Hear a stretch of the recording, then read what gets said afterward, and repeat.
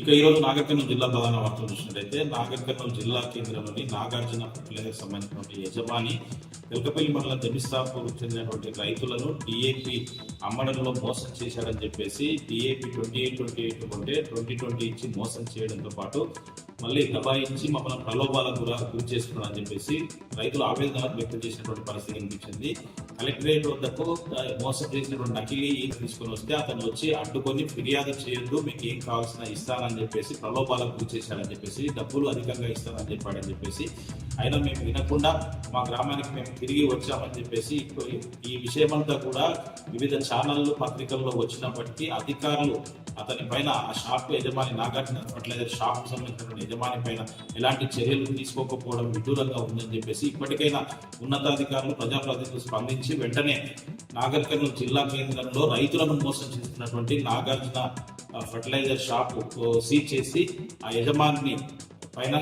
చట్టపరమైనటువంటి చర్యలు తీసుకోవాలని చెప్పేసి జమిస్తాపూర్ సంబంధించినటువంటి మోసపోయినటువంటి రైతులు డిమాండ్ చేస్తున్నటువంటి పరిస్థితి కనిపించింది. ఆయన ఇది ఒకటే కాకుండా చాలా మోసాలు చేస్తున్నాడని చెప్పేసి, యూరియా కూడా అధిక ధరలకు విక్రయిస్తున్నాడని చెప్పేసి, అవసరం ఉండి తీసుకుపోతున్నాం కానీ అనేక ఇబ్బందులు పడుతున్నామని చెప్పేసి ప్రభుత్వం పట్టించుకొని, ఉన్నతాధికారులు పట్టించుకొని నాగార్జున ఫర్టిలైజర్ షాపును సీజ్ చేసి యజమాని పైన చర్యలు తీసుకోవాలని చెప్పేసి కూడా జమిస్తాపూర్ గ్రామస్తులతో పాటు రైతులతో పాటు చాలా కుల సంఘాలతో పాటు వివిధ పార్టీల నాయకులు కూడా డిమాండ్ చేస్తున్నటువంటి పరిస్థితి కనిపిస్తుంది.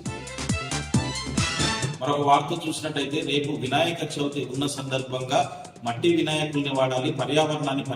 రక్షించాలని చెప్పేసి నినాదంతో చాలా స్వచ్ఛంద సంస్థలు జిల్లా వ్యాప్తంగా కూడా మట్టి వినాయక విగ్రహాలను పంపిణీ చేస్తున్నటువంటి పరిస్థితి కనిపించింది. నాగర్ కర్నూలు జిల్లా కల్వకుర్తి పట్టణంలోని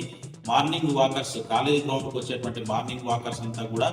చేయుత అనే ఫౌండేషన్ ప్రారంభించి వాళ్ళు ఈరోజు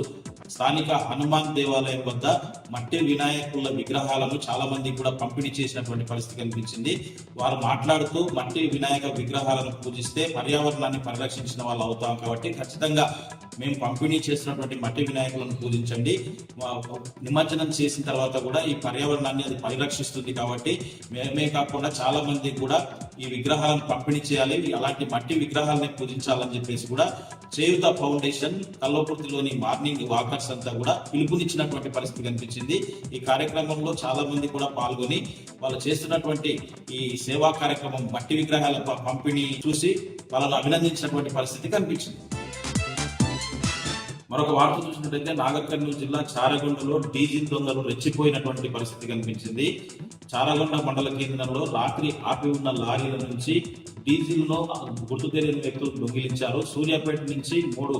లారీలు ఒళ్లలోతో వచ్చినటువంటి లారీలు అర్ధరాత్రి కావడంతో 2 గంటల సమయంలో చారగొండ సమీపంలో ఆ 3 లారీలు కూడా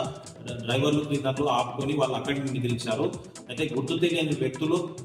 ఎవరో డీజిల్ దొంగిలించినట్టుగా ఉదయం ట్యాంకులు ఓపెన్ చేసి ఉండడంతో చూసేసరికి ఒక్కొక్క లారీలో 350 లీటర్లు అంటే 3 లారీలు కలిపి 1050 లీటర్ల డీజిల్ దొంగిలించినట్టు గుర్తించి వాళ్ళ పోలీస్ స్టేషన్ లో స్థానికంగా చారగొండ పోలీస్ స్టేషన్ లో పోలీసులకు ఫిర్యాదు చేసినటువంటి పరిస్థితి కనిపించింది. ఈ లారీలన్నీ కూడా సూర్యాపేట నుంచి ఒడ్ల లోడ్తో రాయచూరు వెళ్తున్నాయని చెప్పేసి కూడా అక్కడ బాధితులు చెప్పినటువంటి పరిస్థితి కనిపించింది. దీనిపైన చారగొండ పోలీసులు కేసు నమోదు చేసుకుని దర్యాప్తు చేస్తున్నట్టుగా తెలిపినటువంటి పరిస్థితి కనిపించింది.